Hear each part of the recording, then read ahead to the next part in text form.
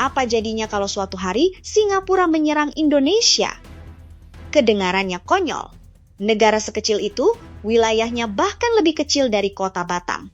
Nekat menyerang negara kepulauan terbesar di dunia? Tapi tunggu dulu sebelum kamu ketawa. Karena kalau kamu lihat data militernya secara jujur, pertanyaan yang lebih mengkhawatirkan justru ini. Apakah kita benar-benar siap menghadapi mereka? Singapura punya jet tempur F-35, senjata paling canggih yang ada di langit Asia Tenggara saat ini. Mereka punya kapal selam senyap yang bahkan sulit dideteksi sonar modern. Anggaran militer mereka per kapita mengalahkan hampir semua negara di kawasan ini. Dan sekarang mereka baru saja menandatangani 24 kesepakatan baru dengan Tiongkok. Memicu pertanyaan besar. Apakah Singapura sedang membangun dirinya bukan sekadar sebagai negara bertahan, tapi sebagai kekuatan yang siap mendominasi Asia Tenggara?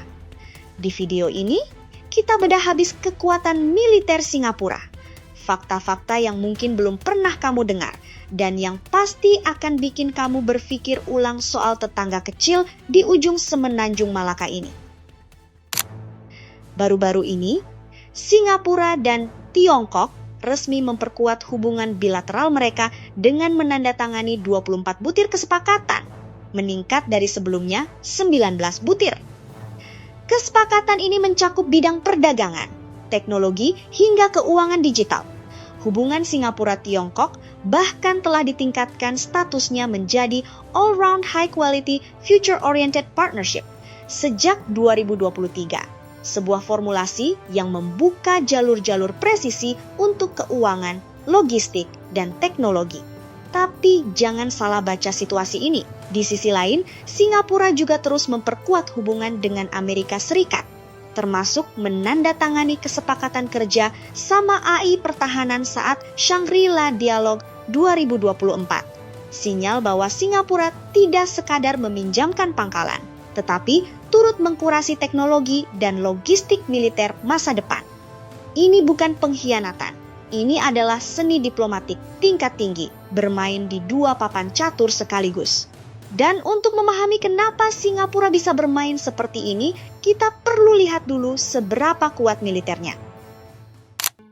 Berdasarkan data Global Firepower 2025, Singapura berada di peringkat ke-29 dunia dengan skor Power Index 0,5,2,71.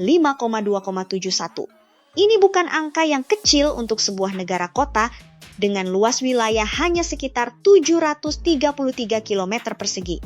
Singapura memiliki sekitar 51.000 tentara aktif dengan 252.500 tentara cadangan. Memang, angka ini jauh di bawah Indonesia yang menduduki posisi ke-13 dunia. Indonesia diperkuat dengan ratusan ribu personil dan tetap menjadi kekuatan nomor 1 di ASEAN berdasarkan laporan Global Firepower Index 2025. Tapi jumlah personil kecil bukan berarti lemah. Di Singapura, setiap pria berusia 18 tahun diwajibkan mengikuti wajib militer selama 22 hingga 24 bulan. Artinya, hampir seluruh populasi pria dewasa, yang jumlahnya mencapai sekitar 2 juta jiwa lebih, sudah memiliki dasar kemampuan militer. Jika negara dalam keadaan darurat, mobilisasi massal bukan sekadar wacana. Inilah bagian yang bikin geleng kepala. Anggaran pertahanan Singapura untuk 2025 mencapai sekitar 18,3 miliar dolar AS atau setara lebih dari 290 rupiah triliun. Selama periode 2020 hingga 2024 saja, Singapura secara konsisten mengalokasikan rata-rata 3,5% dari PDB-nya untuk belanja pertahanan, dengan total kumulatif mencapai 63 miliar dolar AS. Bandingkan dengan Indonesia, anggaran pertahanan kita pada 2025 mencapai sekitar 245 rupiah triliun. Angka yang lebih kecil dari negara yang populasinya sekitar 47 kali lebih sedikit dari kita. dan pengeluaran pertahanan Singapura bahkan diproyeksikan akan terus meningkat hingga mencapai rekor tertinggi 19,7 miliar dolar AS pada 2029. Modelnya mirip Israel atau Swiss. Negara kecil, wajib militer, teknologi tinggi, industri lokal kuat didukung belanja R&D, siap menangkal ancaman apapun. Ini bukan sekadar pengeluaran, ini adalah investasi strategis. Masuk ke alutsista. Di Angkatan Darat, Singapura memiliki 170 tank, lebih dari 19.000 kendaraan lapis baja, 137 peluncur artileri, dan 24 peluncur roket. Angka yang sangat impresif untuk negara sekecil ini. Tank utama yang mereka gunakan adalah Leopard 2, tipe yang sama dengan milik Indonesia.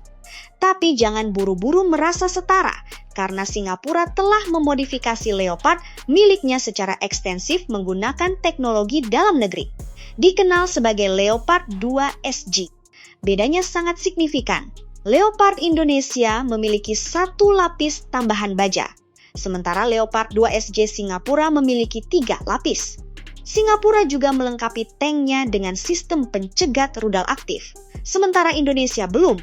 Dan yang paling mencolok, Singapura berhasil memodifikasi Leopard 2 agar mampu menembak dengan presisi sambil bergerak, sementara Indonesia butuh posisi statis untuk akurasi optimal.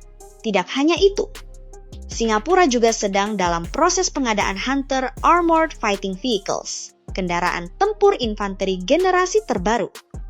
Ada juga Bronco 3, kendaraan lapis baja amfibi serbaguna yang diklaim mampu melewati 84% medan di seluruh dunia. Dan sebagai negara teknologi, Singapura juga tengah mengembangkan kendaraan tempur tidak berawak berbasis platform Bionics AFX, batu loncatan menuju pasukan robotik di masa depan. Inilah mahkotanya. Singapura memesan 12 unit jet tempur F-35B, varian STOVL, Short Take-Off and Vertical Landing dalam 2 tahap pemesanan 2019 dan 2023 dengan pengiriman dijadwalkan mulai 2026. Satu unit F-35 harganya menyentuh angka di atas 100 juta dolar AS. Itu bukan pembelian, itu pernyataan posisi.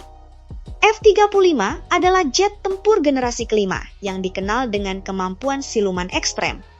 Bentuknya yang aerodinamis dan material komposit canggihnya mampu menyerap gelombang radar, menjadikannya hampir tak terdeteksi. Dalam misi penyerangan, dia bisa membawa rudal udara ke darat jarak jauh seperti AGM-158 JSM dengan daya jangkau 370 km, maupun rudal udara ke udara AIM-120 AMRA-AM dengan kecepatan lebih dari 1.300 meter per detik.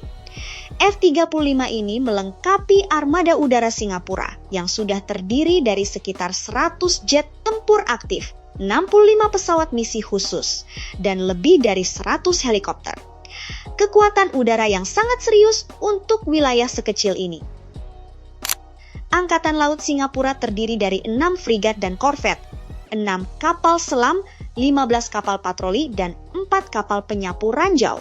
4 diantaranya adalah kapal selam kelas Invincible tipe 218 SJ, buatan Jerman dari ThyssenKrupp Marine Systems. 2 unit pertama sudah dikupsikan pada September 2024, dan 2 unit berikutnya dijadwalkan operasional pada 2028. Dan Singapura tidak berhenti di situ. Mereka bahkan telah mengumumkan pemesanan 2 kapal selam tambahan, sehingga total armada kapal selam mereka akan mencapai 6 unit sebagai kekuatan tetap. Kapal selam ini dipersenjatai torpedo untuk pertempuran bawah laut, rudal anti kapal Exocet untuk menyerang armada permukaan, dan rudal udara Aster untuk mengintersep ancaman udara. Sebuah paket senjata bawah laut yang sangat lengkap. Jadi kembali ke pertanyaan awal, jika Singapura menyerang Indonesia, siapa yang menang? Secara jumlah pasukan, Indonesia jelas unggul, tapi perang modern tidak ditentukan oleh siapa yang punya tentara terbanyak, melainkan siapa yang punya teknologi tercepat, senjata terpintar, dan anggaran paling konsisten. Dan di 3 kategori itu, Singapura bukan lawan yang bisa diremehkan. F-35 mereka bisa menembus pertahanan udara sebelum radar kita sempat bereaksi. Kapal selam mereka bergerak senyap tanpa bisa dideteksi. Dan anggaran militer mereka terus tumbuh setiap tahun, bukan untuk bertahan, tapi untuk mendominasi. Pertanyaan sesungguhnya bukan soal Singapura. Pertanyaannya adalah, sudahkah Indonesia membangun militer yang benar-benar sepadan? Tulis pendapat kamu di komentar. Subscribe karena masih banyak fakta militer kawasan yang belum kita kupas. Sampai jumpa!